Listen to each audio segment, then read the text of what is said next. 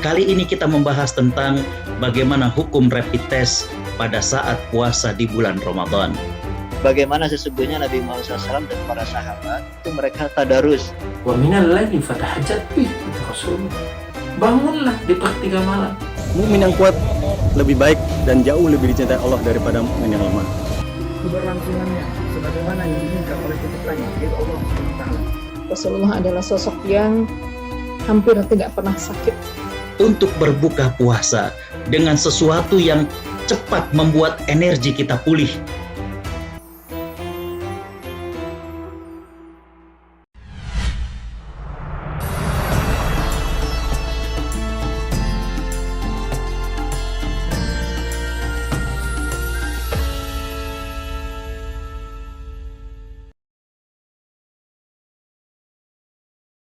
Bismillahirrahmanirrahim. Assalamualaikum warahmatullahi wabarakatuh. Berjumpa kembali dengan saya Dr. Egal Zida Chandra Kumala, spesialis periodonsia di bulan Ramadan yang mulia ini. Puji syukur kita panjatkan kepada Allah Subhanahu wa taala yang telah mempertemukan kita dengan bulan Ramadan yang sangat kita nanti-nanti ini. Salawat dan salam senantiasa kita curahkan kepada junjungan kita bersama Nabi Muhammad SAW yang telah membimbing kita hingga kita bisa bersama dalam agama ini hingga hari ini. Para hadirin, para pemirsa dan sahabat-sahabat pro kami yang saya cintai dan dirahmati oleh Allah Subhanahu wa taala.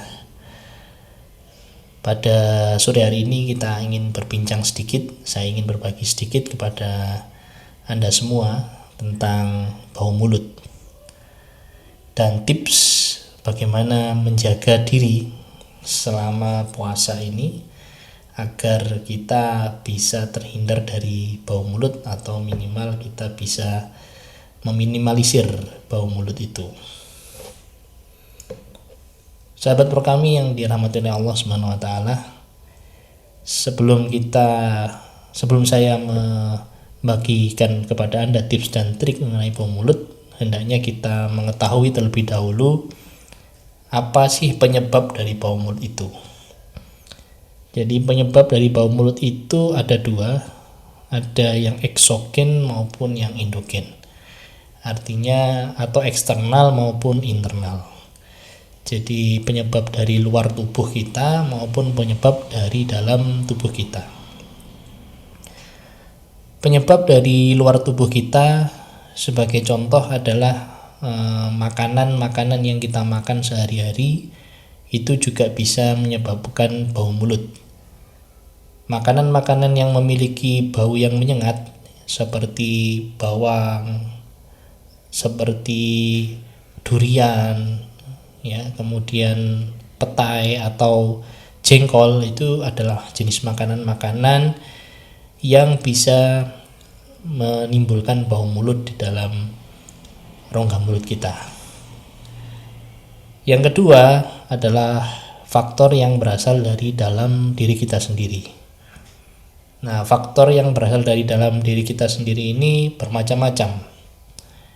Bau mulut tidak hanya disebabkan oleh rongga mulut kita, tapi juga bisa disebabkan oleh organ-organ lain di sekitar rongga mulut kita, seperti hidung, kemudian tenggorokan, dan juga lambung, karena memiliki saluran-saluran yang menuju ke rongga mulut kita. Sebagai contoh, orang yang sakit pilek atau sakit selesma, bau mulutnya akan meningkat dibandingkan orang yang normal. Begitu pula orang yang menderita sakit gastritis, bau mulutnya juga akan meningkat dibandingkan orang yang normal. Kemudian ada juga penyakit-penyakit sistemik yang lain yang bisa berpengaruh terhadap kondisi rongga mulut, ya. Contohnya adalah orang-orang dengan diabetes mellitus, kemudian orang-orang dengan penyakit-penyakit sistemik yang lain yang memiliki manifestasi atau memiliki gejala di dalam rongga mulutnya. Kemudian Faktor yang paling penting juga datang dari rongga mulut kita sendiri. Gigi berlubang, karang gigi, adanya infeksi dalam rongga mulut itu akan bisa menyebabkan terjadinya bau mulut di dalam rongga mulut kita. Oleh karena itu, hadirin yang dirahmati oleh Allah Subhanahu wa taala, salah satu tips dan trik bagaimana untuk menjaga supaya tidak terjadi bau mulut, yang pertama adalah kita harus menjaga kondisi rongga mulut kita. Jika ada gigi yang berlubang, ada karang gigi, hendaknya kita bisa segera melakukan kunjungan ke dokter gigi untuk bisa mengatasi hal tersebut. Jika gigi kita berlubang, kita bisa melakukan perawatan gigi, baik itu penambalan maupun perawatan gigi yang lain. Jika terdapat karang gigi, bisa kita lakukan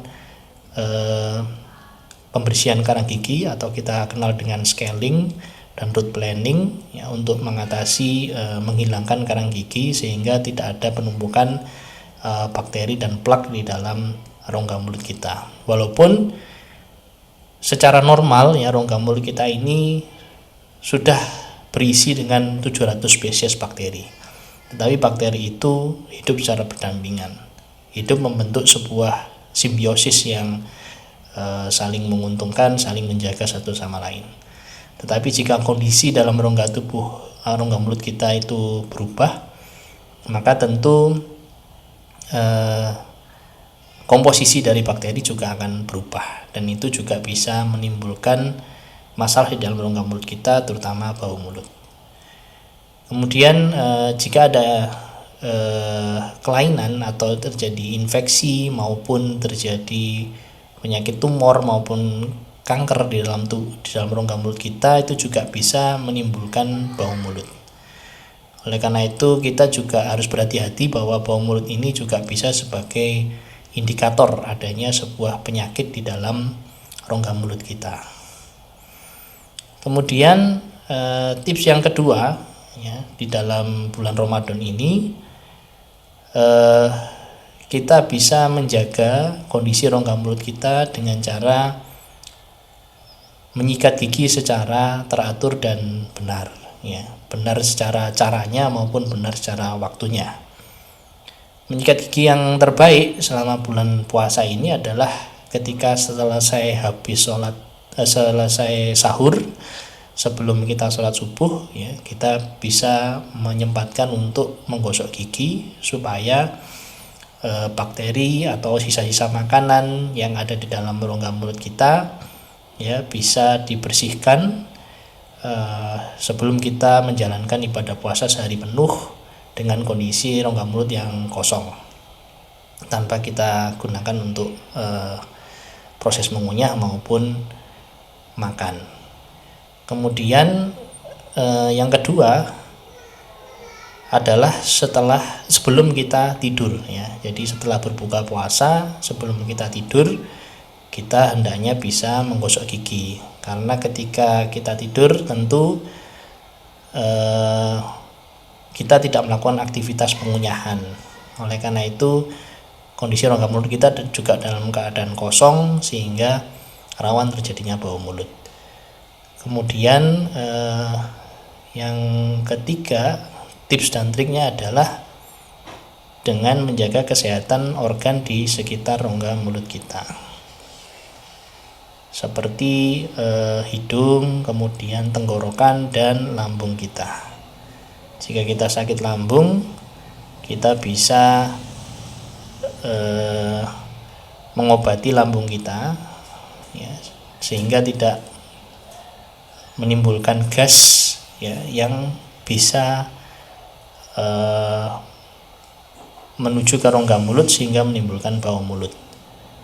Kita juga bisa mengobati hidung kita yang mungkin pilek atau selesma, atau mungkin jika ada sinusitis juga kita bisa obati terlebih dahulu supaya tidak menimbulkan bau mulut. Kemudian yang keempat ya, hendaknya kita banyak membaca Al-Quran ya. Jadi ada sebuah penelitian yang menarik bahwasanya membaca Al-Quran ini ternyata bisa meningkatkan produksi air liur di dalam rongga mulut kita selama kita berpuasa. Seperti kita tahu bahwa rongga mulut kita ini memiliki air liur yang menjaga keseimbangan kondisi dalam rongga mulut kita. Jika produksi air liur kita menurun, maka tentu akan membuat rongga mulut kita berubah kondisinya dan bisa menyebabkan bau mulut. Tapi jika kita memproduksi air liur yang cukup, maka rongga mulut kita akan terjaga kelembapannya serta bisa menghindari adanya bau mulut di dalam rongga mulut kita. Oleh karena itu, di bulan Ramadan yang mulai ini tentu membaca Al-Quran akan memiliki fungsi yang luar biasa. Selain kita berpahala lebih banyak di bulan Ramadan ini, tentu juga akan menjaga rongga mulut kita terjaga kelembapannya, terjaga jumlah air liurnya, sehingga juga akan terjaga dari bau mulut. Mudah-mudahan tips dan trik yang bisa kita bagikan pada sore hari ini sangat bermanfaat bagi pemirsa sekalian, sahabat pro kami. Mudah-mudahan kita diberikan oleh Allah Subhanahu wa taala kekuatan, kesabaran serta kemampuan untuk bisa melaksanakan ibadah Ramadan ini dengan maksimal, dengan sehat, dan bisa sampai di akhir Ramadan dan memperoleh kemenangan di akhir bulan Ramadan nanti. Sekian yang bisa saya bagikan kepada Anda semuanya. Saya Dr. Eka Lusida Chandra Kumala, spesialis periodonsia. Mohon maaf jika banyak kesalahan. Selamat menunaikan ibadah puasa. Wassalamualaikum warahmatullahi wabarakatuh.